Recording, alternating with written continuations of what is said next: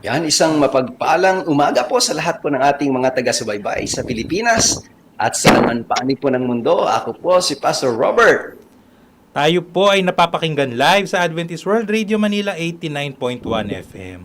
Maaari rin po itong mapanood sa Adventist World Radio official YouTube and Facebook pages. Kasama na rin ang NTFL CAC Facebook page. Ako naman po si Queen.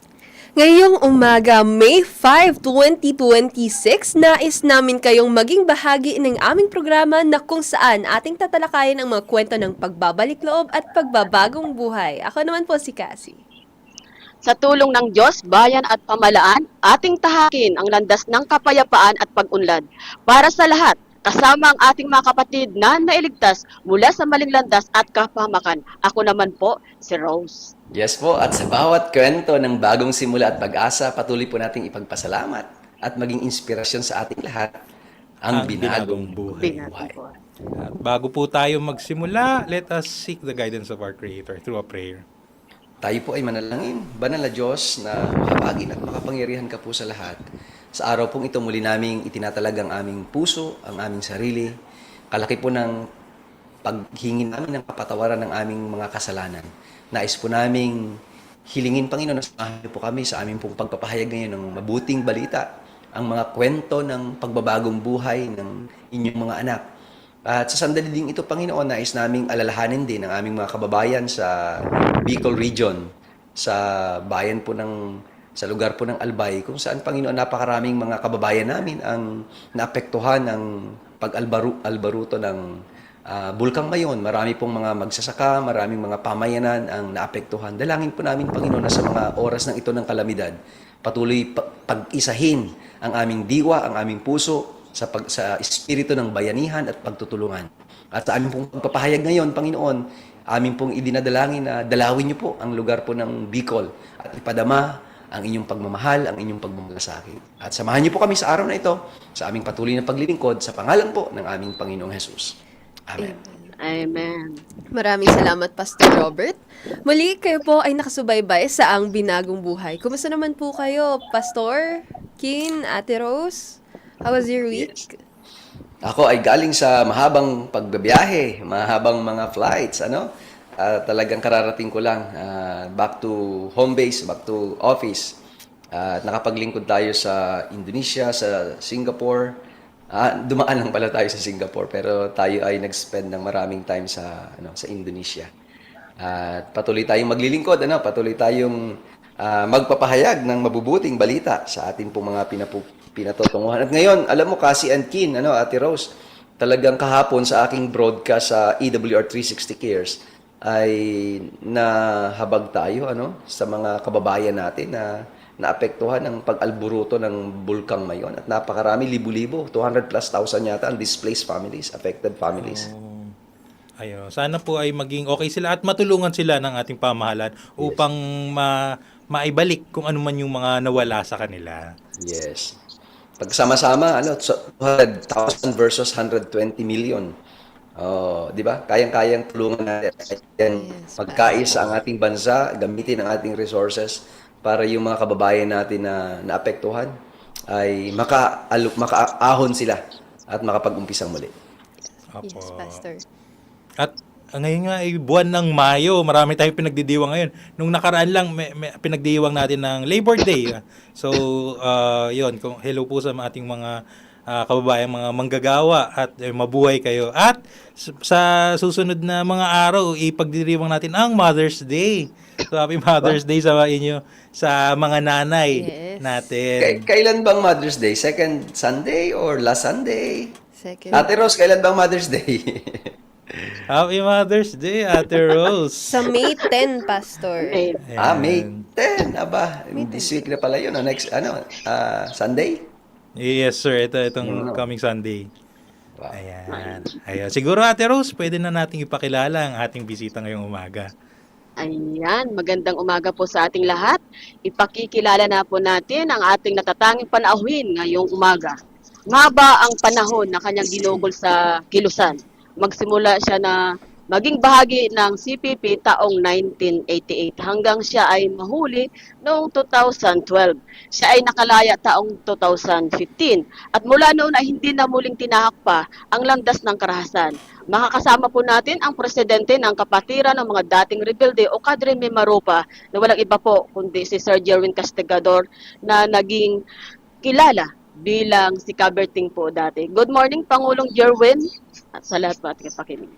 Isang mapagpalang umaga po sa inyong lahat. Binabati po kayo ng kapatiran ng mga dating rebelde sa Palawan at ng ating kapatiran ng mga dating rebelde sa Mimarupa. Nagpapasalamat po ako na nabigyan ninyo ako ng pagkakataon na maibahagi ang aking buhay sa inyong malaganap na programa. Opo, good morning, sir. Ano yung magandang umaga po, kasamang Jerwin. Nagagala po kami na kayo po ay kasama namin dito sa Ang Binagong Buhay. Ano po yung asosasyon nyo na tinatawag diyan sa Palawan? Kadre Palawan po, kapatiran ng mga dating rebelde sa Palawan. Okay. Ayan. Yes, so ngayon po umaga. Yes, Kin, go ahead. Ayan, sige po sir, para sa ating mga manonood, Sir Jerwin, maaari nyo po bang ibahagi sa amin, konting kwento lang sa inyong pinagdaanan noong kayo naging bahagi ng Armadong Pakikibaka, sir? Alam nyo, ako ay lumaki sa Morong Rizal. Saan, sir? Diyan po ako nagtapos. Morong Rizal po. Morong Rizal. Elementarya. Diyan po ako nagtapos ng high school. Diyan din po ako nagtapos ng aking kolehiyo. Diyan po nagsimula yung aking paglalakbay sa underground movement simula po ng taong 1988. Alam nyo, sa ibang mga kwento, karamihan ng nare-recruit ay sa panahon ng kanilang pagiging kabataang estudyante. Ako po ay na-recruit sa simbahan. Ako'y aktibo pa sa Roman Catholic religion sa Morong Rizal. So, naging member po ako ng Christians for National Liberation. At ako po ay nag-full-time ng 1988. Naging kagawad ako ng Manila Rizal Regional Party Committee, District 5. Naging kagawad po ako ng Komiteng Probinsya ng Lalawigan ng Rizal mula 1994 hanggang 1998. At noong 1998, ako po ay pinadala dito sa lalawigan ng Palawan upang hawakan yung White Area Party Committee hanggang 2002. 2002, ako po ay na-deploy sa SONA at ako po ay nahuli noong 2012, tulad ng kwento ni Ate Rose. Lumaya po ako ng 2015. Naging empleyado po ako ng provincial government ng lalawigan ng Palawan. Naging presidente po ako ng kadre noong 2021, ng aming buuin. At ako po ngayon ay kasalukuyang kagawad ng isang barangay sa Aborlan, Ramon Magsaysay, Aborlan, Palawan. Yun po yung aking maikling kwento. 23 years po ako sa Pilipinas. Grabe, napakalawak po pala ng iniimpluwensyahan ng CPP-NPA na rinig natin na mayroon sa kabataan, meron sa kababaihan, meron din sa manggagawa at ngayon naman pati sa simbahan. Tama po ba? Yes po, opo. Ako po ay naging member ng Christians for National Liberation. Ito po yung underground mass organizations ng National Democratic Front of the Philippines noong 1986. So kung babalikan po niyo yung kasaysayan ng araw, yung aware po kayo sa liberation theology na lumaganap sa Catholic faith, influensyahan po yung aming simbahan ng ganung katuruan. Kaya karamihan po dun sa pinanggalingan ko, mga naging po kami, naging aktivista po kami hanggang sa ma-recruit po kami sa underground movement, right area operations, hanggang sa armed struggle. Ayan, grabe yung taon, yung haba ng panahon na ginugol ni Sir Jerwin dito sa... 23 years ba, Opo. Kin? Opo, sir. 23? No, Sir, Wow. Sir Jerwin, 23 years, tama po ba? Yes sir, 23 years po. Oo, at ngayon, siguro kilala niya yung mga, mga mga kasama natin na mga ngayon dating rebelde at kaya nga binuo ni Sir Jerwin yung kapatiran ng mga dating rebelde. Ayun. Palawan. Kaya maraming salamat Sir Jerwin sa pagpapaunlak ng aming imbitasyon ngayong umaga at sa aming pagbabalik. Ibabahagi ni Sir Jerwin ang dahilan kung bakit niya talaga binuo yung Cadre Mimaropa, Cadre Palawan. O kapatiran ng mga dating rebelde. Kaya manatiling nakasubaybay at magbabalik kami matapos ang isang napakagandang awitin.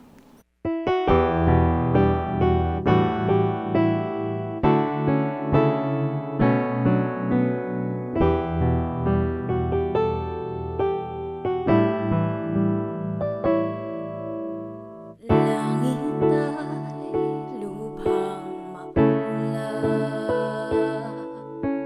araw ay di maaninag, ang gabi ay walang bituin, landas mo ay kay dilim, di matanaw ang liwanag. Kaibigan ko, ikaw ba'y nag-iisa? Buhay mo'y puno ng pangamba, dilim ay di magtatagal, liwanag ay muling darating, huwag mawawala ng pag-asa. Liwanag ay muling sisikat sa landas mo, mayroong bagong pag-asang naghihintay sa'yo. Pagsubok man ay dumating sa buhay mo, si Jesus lang ang tanging kanlungan mo. Ang landas man ngayong nilalakbay, kay kipot at tila ba'y walang hanggan. Pag-asa mo ay napapawi, nagiluha ang iyong ngiti, kasawi ay iyong tinataglan. Ngunit ngayon, narito ang kanyang kamay, nakahandang sa iyo't umagapay. Pasalin mo'y kanyang babatiin, landas mo'y paliliwanagin, muli bagong umagay darating. Liwanag ay muling sisikat sa landas mo, mayroong bagong pag-asang naghihintay sa'yo. Pagsubok man ay dumating sa buhay mo, si Jesus lang ang tanging kanlungan mo. Liwanag ay muling sisikat sa landas mo, mayroong bagong pag-asang naghihintay sa'yo. Pagsubok man ay dumating sa buhay mo, si Jesus lang ang tanging kanlungan mo. Si Jesus lang ang tanging kanlungan mo.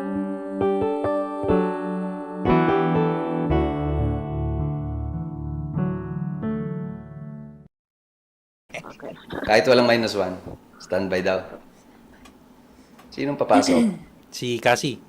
Kasi, okay. Kayo po ay patuloy na nakasubaybay sa Ang Binagong Buhay. Muli kasama po natin si Sir Jerwin Castigador o Ka-Berting. Sir Jerwin, maaari niyo po bang ibahagi sa amin kung ano itong kapatiran ng mga dating rebelde o kadre? Yung kadre o kapatiran ng mga dating rebelde sa Palawan ay organizations po ito ng mga dating kalaban ng gobyerno.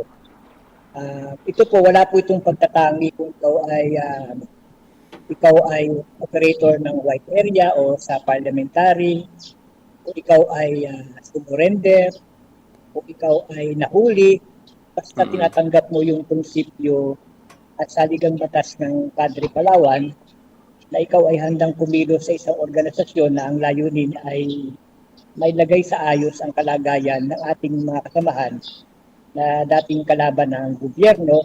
Ikaw ay nangangako na makikipagtulungan ka sa pamahalaan para maibalik yung ating mamamayan sa panig ng pamahalaan. Yun po Kasamang yung Jerwin, matanong ko lang. Padre Palawan. Kasamang Jerwin, matanong ko lang po.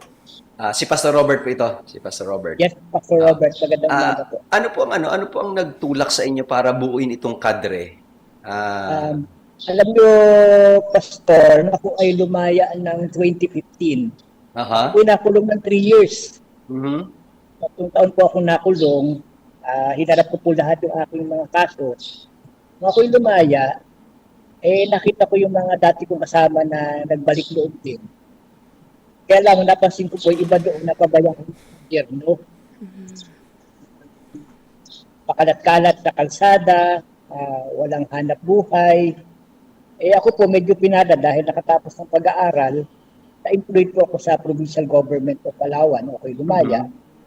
So, napag-isipan ko na ang propaganda kasi ng kilusan, kaya umalis yung mga kasama doon dahil nahirapan. Tapos kung bumalik sila sa pamahalaan, hirap pa rin sila. So, parang binabalikan lang natin yung rhetorics na umayaw ka sa kilusan kasi naghihirap ka, tapos pagbaba mo, hirap ka rin pala.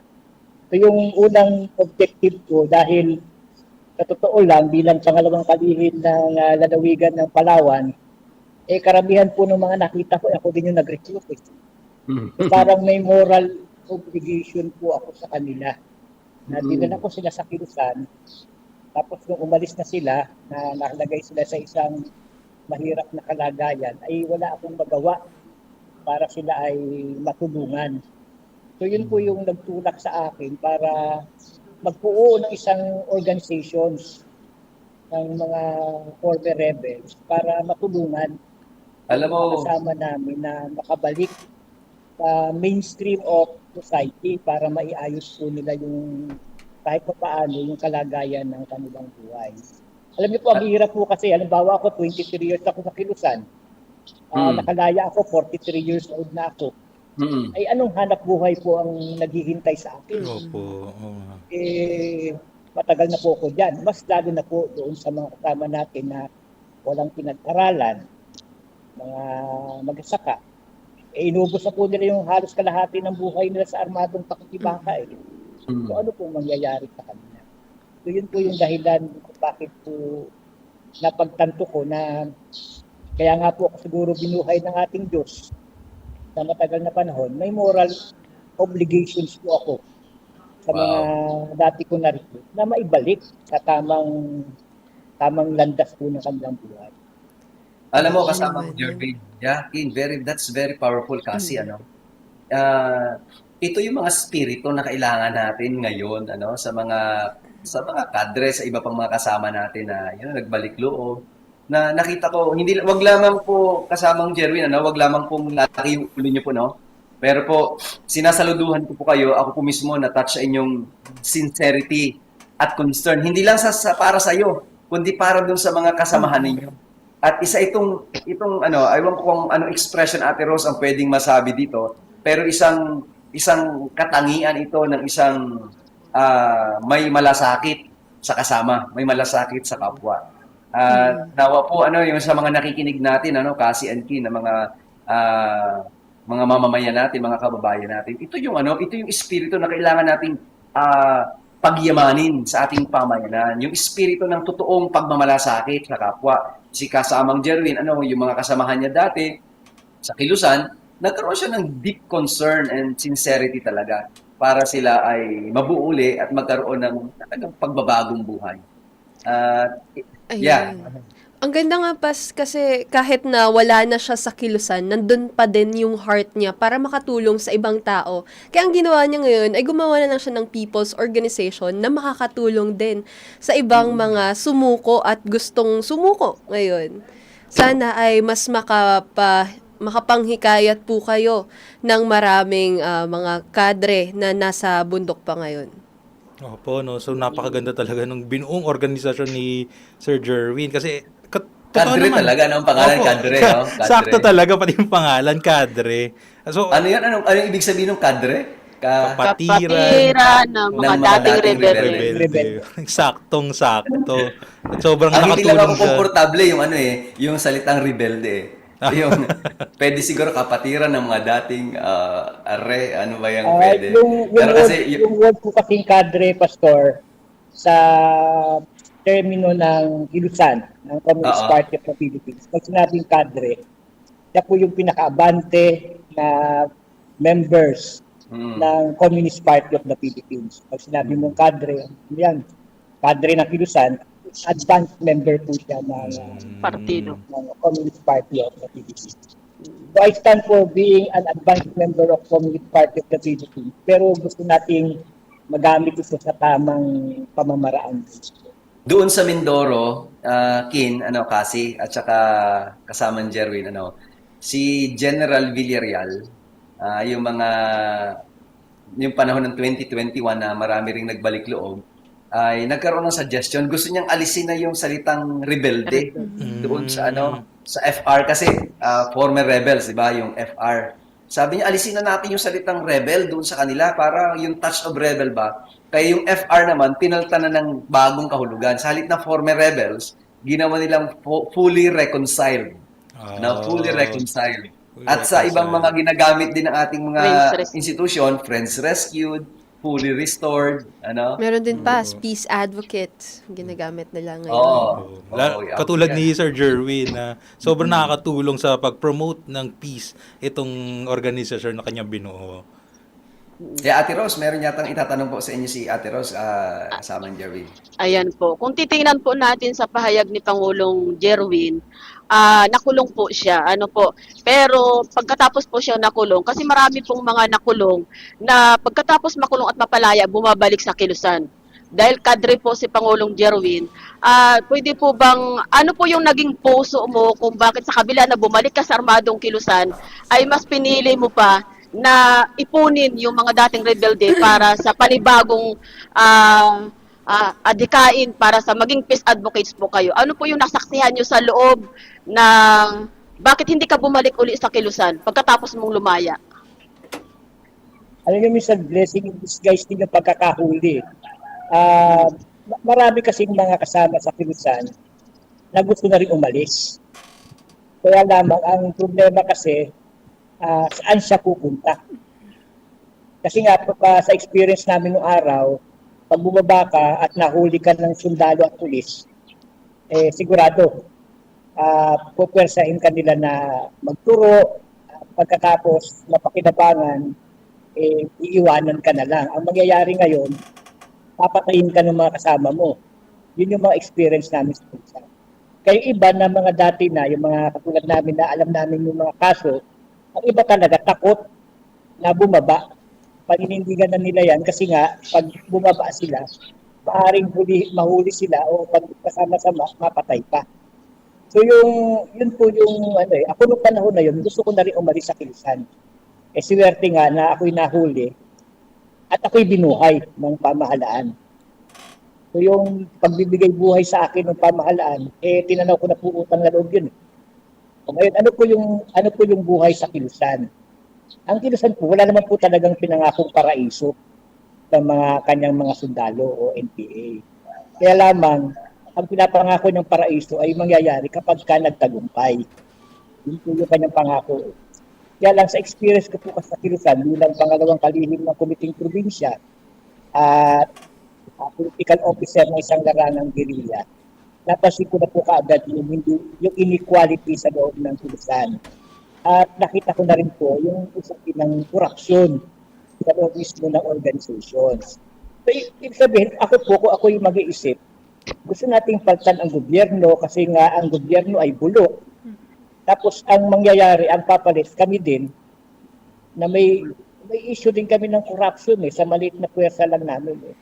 So, ang nangyari, na-realize ko po on the process, na mali yung organisasyon na aking napuntahan at mali yung pamamaraan na ninais ko para baguhin ang lipunan. Nagkamali po ako doon. Kaya lang ang problema ko na lang, papaano ako makakabawi. Ang tagal ko na sa kilisan. Ang hirap ng bumawi. So yung pagkakahuli ko po na yon, maaaring ibigay na po sa akin yun. Ito na yung pagkakataon, mahuli ka. Bibigyan ka namin ng pangalawang buhay. Either bumalik ka sa kilisan o ayusin mo yung buhay mo. Pinili ko po na ayusin yung aking buhay. Yun po yung aking naging pananaw po nung ako ay lumaya. Nung ako po ay pumasok sa kilisan, ako po ay binata. Nung ako po ay makulong, abay dalawa na po yung anak ko. Noong 1986, ang sabi, EDSA, nakita mo na ang problema ng lipunan, kailan ka kikilos? Pero alam ko. Kung hindi ikaw, sino? Yun po yung battle cry nun, binata pa po ako nun. Kaya lang yung battle cry na yun, inabot na po ng anak ko yun. Ang anak ko po ay binata at dalaga na yun. So, ibig sabihin, yung pinaglalaban po na kilisan, ano na po yun, obsolete na po na ideology. Natasakan ko in the process na hindi na po talaga siya acceptable ng isang lipunan katulad ng ating bansa na mga tao ay may mataas na paniniwala sa isang lumikha na yun po talaga yung magliligtas at tutulong. Ayan. So, kahit ano talaga nagawang pagkakamali, no? Bibigyan ka talaga at bibigyan ng pagkakataon magbagong buhay. At speaking of pagbabagong buhay, nagpahayag nga pala, o nga po, ulitin po namin dito sa aming programa, nagpahayag ng suporta ang ating Pangulo sa pag-extend ng amnesty program natin. Wow. So, it's up to our mga kapatid natin sa Kilusan na grab this opportunity po para makapagbagong buhay na tulad nga nung kay Sir Jerwin na nabigyan siya ng isa pang pagkakataon upang ayusin ang kanyang buhay at tahaking ang landas ng kapayapaan. Ayan. Nakita nga din natin na walang perfect talaga na government. Kahit saan man sila pumunta, nakikita nila yung mga flaws sa bawat form of government na meron sila ngayon. And tanong ko lang po, Sir Jerwin, ano po yung mga naging issue na dapat tugunan ng ating pamahalaan ngayon? Kaya nakakahikayat pa ang mga CPP-NPA na maka-recruit at makaradikalisa. Marami kasi problema yung ating lipunan. Mm-mm. Ang tawag nga namin doon, mga exploitable issues and social problems na hindi properly addressed ng ating pamahalaan.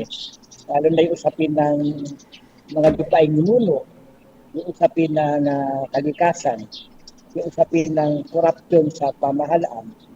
Yun po yung mga exploitable issues na ginagamit.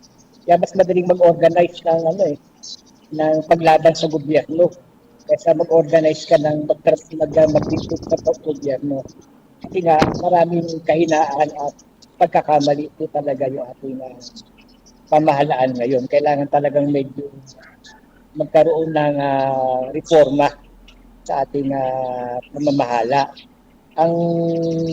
Ang tama po talaga dyan, ito na mga binabanggit ko ng mga estudyante, ang demokrasya sa Pilipinas hindi pa ganun kaunlad. So tayong mga kabataang estudyante na nagnanais ng pagbabago, ang pinaka-the best na magagawa natin, mag-aral tayong mabuti, mag-excel tayo doon sa ating mga hinahangad sa buhay. Kung kaya nating mamuno sa ating bansa, pamunuan natin. Kasi nga, doon natin mabagagamit yung lahat ng natutunan natin sa ating paaralan. Hindi po yung tawag dito na pababagsakin mo yung gobyerno para mabago yung kanyang sistema, tumungo sa isang estado na sabi natin may equality. Kasi po ay wala po talagang gano'n. So, kung exploitable issues, marami po na problema yung ating lipunan na hindi naabot. Isa pinulupain ninuno na lang dyan sa Mindoro, sa pinang pagmimina at kalikasan, problema na po yan. Yung usapin po ng korupsyon na hanggang ngayon ay hindi pa nalulitas. Nakaano na po yan. Nakatalino sa sistema ng ating ng ating pamamahala sa kasalukuyan. So paano po natin paano natin lilitasin. So kailangan talaga natin ng national renewal siguro, yung tawag na para mabago yung kaisipan ng ating ng mamamayan. Ayan. Opo. So, Sana mapakinggan din talaga siya ng iba't ibang ahensya at mga POs yung sinabi mo nyo po, Sir Jerwin. dahil ano talaga, pagtutulungan talaga ng lahat ang kailangan upang malutas itong mga suliranin na ito. Kaya nga dito sa pamahalaan, we employ whole of nation approach, whole of government society, Yes. whole of government action. Yan, mga ganyan. Kailangan nagsasama-sama ang mga ahensya ng gobyerno, hindi lang mga ahensya ng gobyerno, pati mga mamamayan at mga civil society organizations natin upang matugunan yung mga suliranin na kinakaharap ng ating mga mamamayan. Ayan. Ang tama si Sir Jerwin doon, no, na totoo talaga itong mga issue na nararanasan ng mga tao ngayon at bilang parte ng gobyerno, nakikita din naman po namin and we are doing our best in the best of our abilities para matugunan at ma-address itong mga issue na to. There are mechanisms, there are projects and activities na ginagawa para sa mamamayan para matugunan ang mga problema na meron tayo ngayon. Tama ka, tropang kahas. Alam mo, gusto ko lang mag-reflect dun sa bagamat towards the end, I want to share something pa. Yung binanggit ni Ate Rose kanina na pinili ni kasamang Jerwin na after yung makalaya siya, ay hindi bumalik doon sa bundok o sa armadong pakikipagbaka. Kundi nakita niya na ipagpatuloy yung pakikipagbaka sa isang aspeto na malaya at mas may makabuluhan. Alam mo kasama Jerwin, gusto ko lang sundan yung mga pangyayari sa buhay mo at gusto ko sabihin mabuhay ka. Yung ganitong mga espiritu ng mga tao na gusto mong sa aking analyzation gusto mong ipagpatuloy yung pakikipagbaka, Yung pakikipagbaka pero malaya na pakikipagbaka na hindi ba yung kung sa sinasabi ng iba na destructive approach, kundi ito yung constructive approach Yes. ng pakikipagbaka na sa halip na violence, sa halip na armado, merong paraan na ginawa ka na ipagpatuloy yung pakikipagbaka, yung advokasya mo, yung ideology mo, ipagpatuloy, tawagin pa yung ibang mga kasamahan mo dati sa grupo para sa isang malaya at mas makabuluhang pakikipagbaka para ma-address natin yung mga issues ng lipunan, no? Yeah. Tama po yun. Tama po kayo, Pastor. Mag-ambag po tayo doon sa pagbabago ng ating lipunan. Sa totoo lang, kung napaaga ko lang na-realize yung bagay na yan, hindi ko sana tinakap muna yung armadong pakibaka bilang forma ng paghahangad ko na mabago yung lipunan. Hindi pa naman huli ang lahat, Hindi Hindi ko huli naman ang po lahat. palang gawin. In fact, sa totoo lang, nung lumaban akong kagawad sa isang barangay sa Borlan, nanalo po ako mga kagawad. Ayo Pag, nga, yung mga kagawad hinahangad pa kong- siya. Yung mga hinahangad kong pagbabago, yung mga iniisip ko na mga changes o mga programa, nagagawa ko po naman sa barangay. Unti-unti nga lang po. Kasi nga po, kukunti lang yung kapangyarihan na ipagkaloob sa akin. Pero ang laking bagay po yun. Imagine niyo, hindi ko na rin ipagyayabang, pero unang pagnaho ko po lamang sa isang local election. Pero hindi po ako ganun gumastos, pero nag-number 1 po akong kagawad ng aming barangay. Wala po akong kamag-anak. Ibig sabihin, naniniwala pa rin Pinaniwala ang po yung mga tao sa na inyo. kaya kong magbigay ng pagbabago sa kahit maliit na bagay lang po.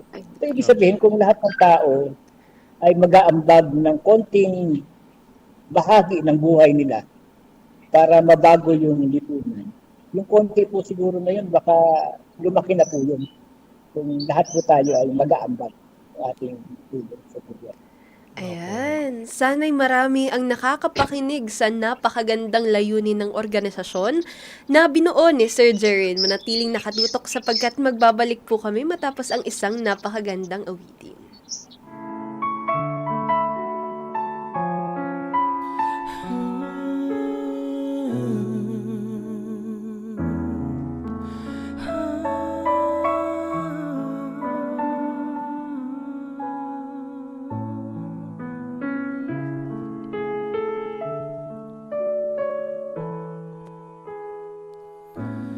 Narito ako, Panginoon,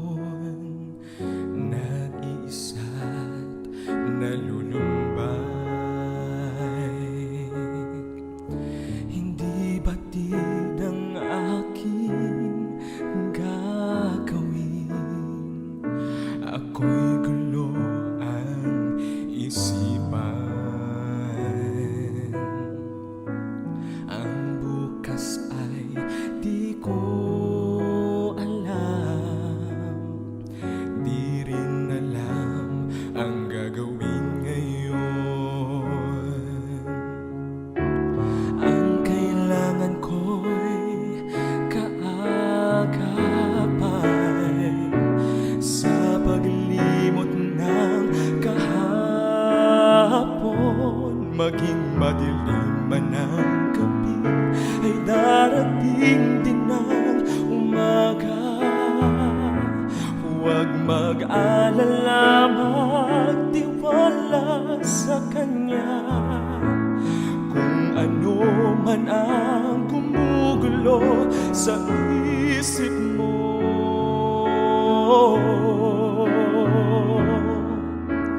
ang Diyos lang ang tanging sandigan mo.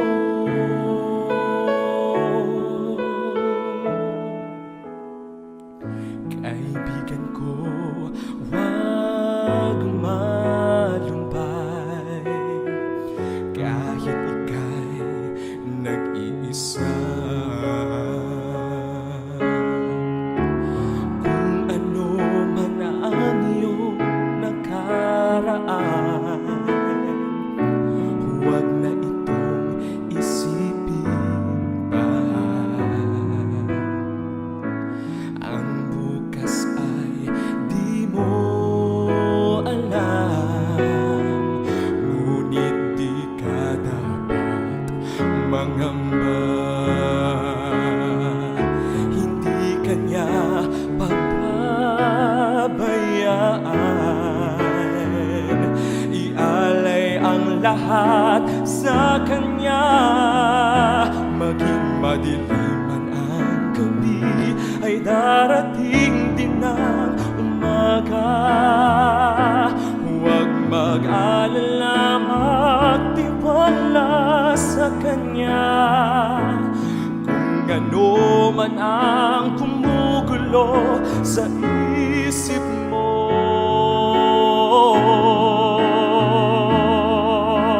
ang Diyos lang ang tanging sandigan mo. Maging madilim man ang gabi, ay darating din ang umaga. Huwag mag-alala, magtiwala sa Kanya. Kung ano man ang gumugulo sa isip mo,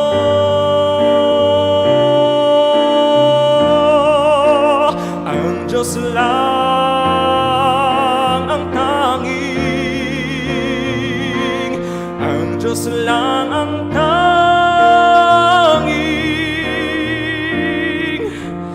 ang Diyos lang ang tanging sandigan mo.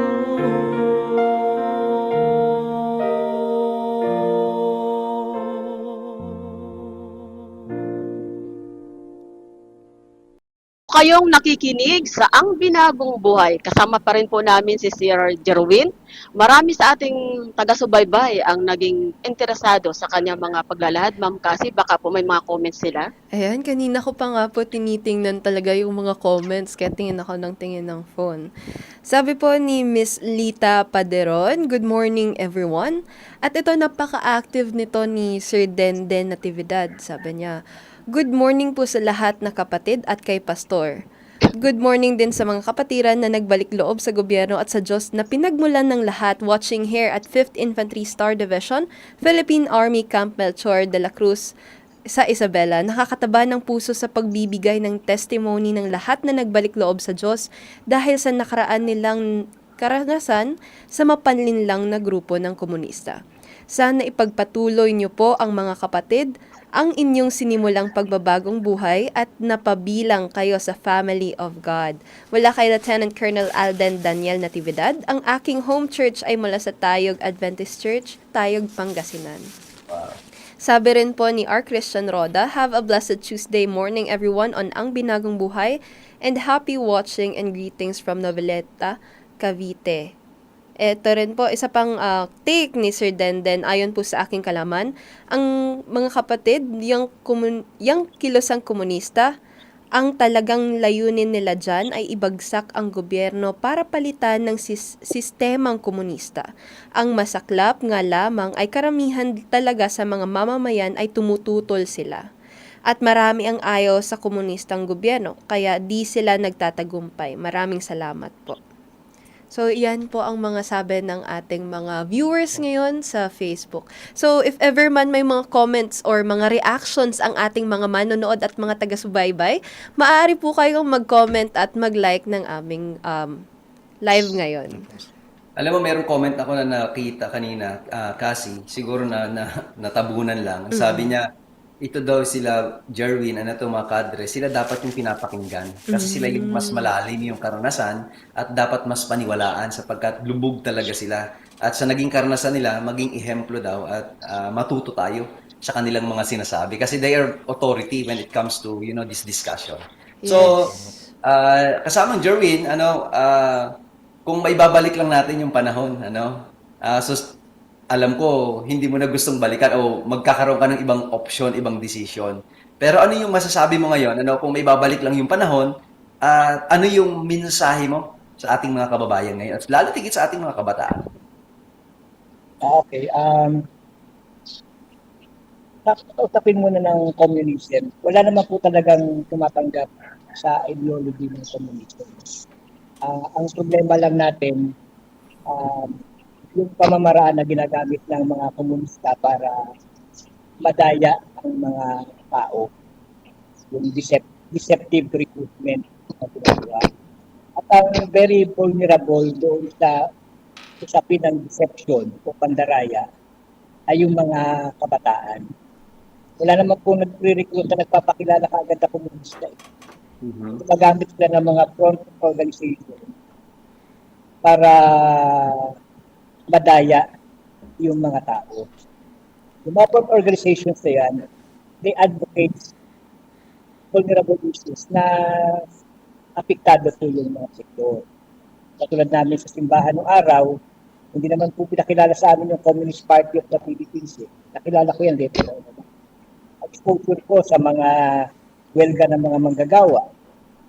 Iniba yung welga, siyempre, pakiramdam ko nun, nagagalit ako kasi nga parang inaapin ng pamahalaan ang mga mamamayan. Ganun din po sa mga kabataan. Maraming matatalino po yung mga kabataan. Ang problema lang natin, yung deception, yung deceptive recruitment na ginagawa sa school gamit yung mga issues ng ating bayan. Diba, ng kahirapan, corruption, environment issues, and others. So, ang advice ko sa mga kabataan, maging po tayo, mapagmatyan. Bantayan po natin. Kasi nga, sabi nga sa Biblia, yung anghel nga ng kadiliman, nagpapanggap na anghel ng kaliwanagan. So, deception is, wala namang mang-deceive na mukhang demonyo, di ba? Dapat mag-deceive ka, mukha kang anghel. So, yun po ang problema natin. So, dapat kayong mga kabataan, maging mapagbantay po tayo. Alam ko na marami kayong advocates sa buhay, tulad ng paghahangad na magkaroon ng pagbabago sa ating pamahalaan. Yes. Tuloy po niyan. Pero maging maingat po kayo sa mga organisasyon na inyong pinapasukan. Dahil maaaring isa sa organisasyon na yan ay printing organisasyon ng National Democratic Front na isa sa sandata ng Communist Party of the Philippines para pabagsakin ang ating pamahalaan. Yeah. What worse dyan, yung nado ka na sa front organizations tapos i-expose ka sa armadong pakikibaka tulad ng nangyari dyan sa Mindoro, yung mga kabataan dinadala sa kanayunan para mag-exposure, mag-integrate. Hindi nila alam na nagamit sila ng kilusan para ipakita na sila ay medyo may konti panglakas kahit na medyo nanghihina na. So, kabataan po kasi ang prime movers ng any revolutionary movement kasi nga kabataan, malakas, ma-idealismo, naro-romanticize yung pagbabago. Kaya sila po yung madali talaga na vulnerable sector ng ating lipunan. So, kabataan, mag-ingat. Yung magulang, patayan.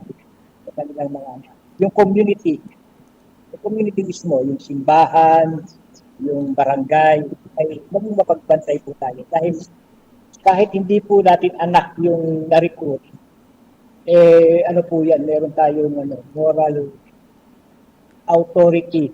Parang na-apektado po tayo. Yun lang po yung pwede ko masabi.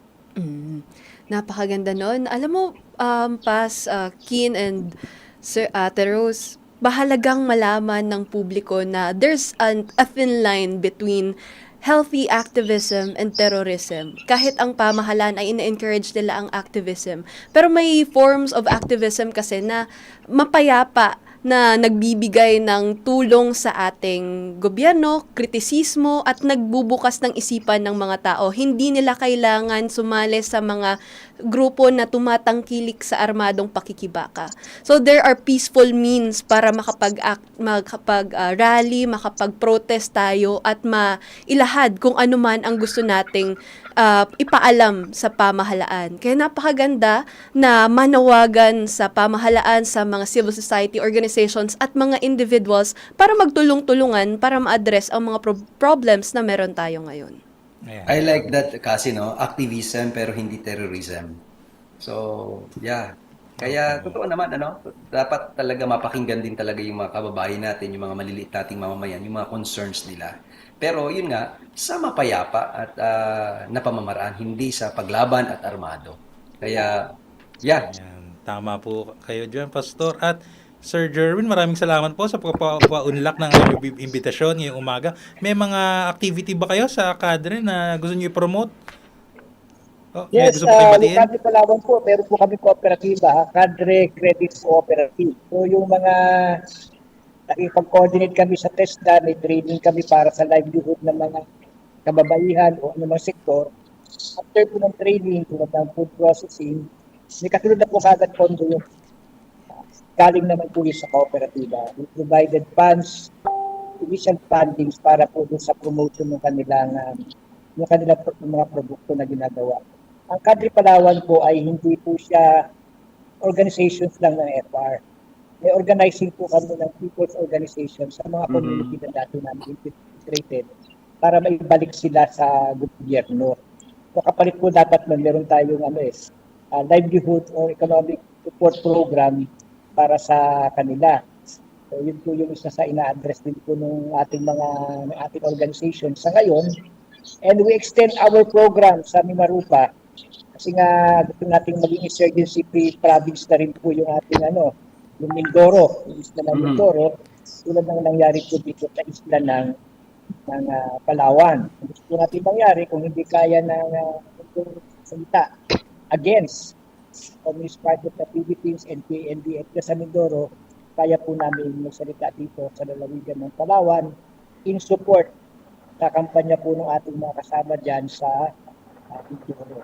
Nakita-kita po tayo sa 27, 28, 29, 30 sa FR Summit. Sisikapin po ng Cadre Palawan Yes. na makapit kami dyan para makadaupang palad namin ang mga former rebels natin sa Yes. Mindoro. Okay, Maraming so salamat po. okay po. So gusto ko lang mag-share Keenan Kasi. Unless meron pa kayong gusto sabihin before I can share yung Sige text po. for the day Sige natin. po. Sige po, Pastor. Baka meron kayong gusto i-share or mensahe, Ate Rose. Okay, gusto ko pong i-share kasamang Jerry. Yeah, go ahead, Keen. Ayan, paalala ko lang, antabayanan po natin ng mga susunod na detalye sa pag-extend po ng amnesty program natin. So napakaganda po ng programa ng ating gobyerno. Talagang mahal na mahal ang ating mga kababayan na lalo higit yung mga nasa armadong pakikipagbaka na gusto talaga makipagkaisa ng gobyerno at sila ay abutin at matulungan at maisaayos ang kanilang buhay. So, nais ko pong i-share sa inyo ngayong pong umaga, mga kababayan, mga tagapakinig. Ang sinasabi ng Roma, Kapitulo 12, ang talata ay 2, ang sabi po ay ganito, at huwag kayong magsiyaon sa sanglibutang ito. Kung di, mag-iba kayo sa pamagitan ng pagbabago ng inyong pag-iisip upang mapatunayan ninyo kung alin ang mabuti at kaaya-aya at lubos na kalooban ng Diyos. Yes. So, kinakailangan talaga ng pagbabago ng pag-isip. At sa buhay po ni kasamang Jerwin, nagkaroon ng reflection siya, pagbabago ng isip, humiwalay siya sa makasanlibutang mga kaisipan at nagkaroon siya ng pagbabago ng kanyang pag-isip. At ganoon din po tayo mga kababayan, ang sabi dito, upang mapatunayan natin sa Panginoon kung alin ang mabuti at kung ano ang kaaya-aya para sa Kanya. Maraming salamat. Thank you, Pastor. At bago tayo magtapos, binabati ko nga pala ang pinsan ko kakauwi lang niya from Japan. Hi, Jera. Ayan. So, salamat Sir Jerwin po Maraming salamat po, Sir Jerwin. At magkita po tayo sa FR Summit sa darating na mga linggo.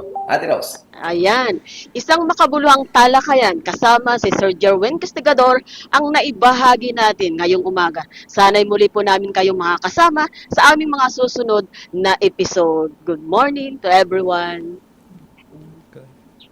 Muli po mga kababayan, mula po sa tanggapan ng Adventist World Radio Manila 89.1 FM hanggang sa susunod po na Martes, alas 9 hanggang alas 10 po ng umaga, muli po kayong tumutok at makinig sa Ang Binagong Buhay. Muli po, ako po si Pastor Robert Dulay para sa Diyos. para sa bayan. At para sa bagong simula. Kami po ang inyong mga lingkod para sa Ang Binagong Buhay.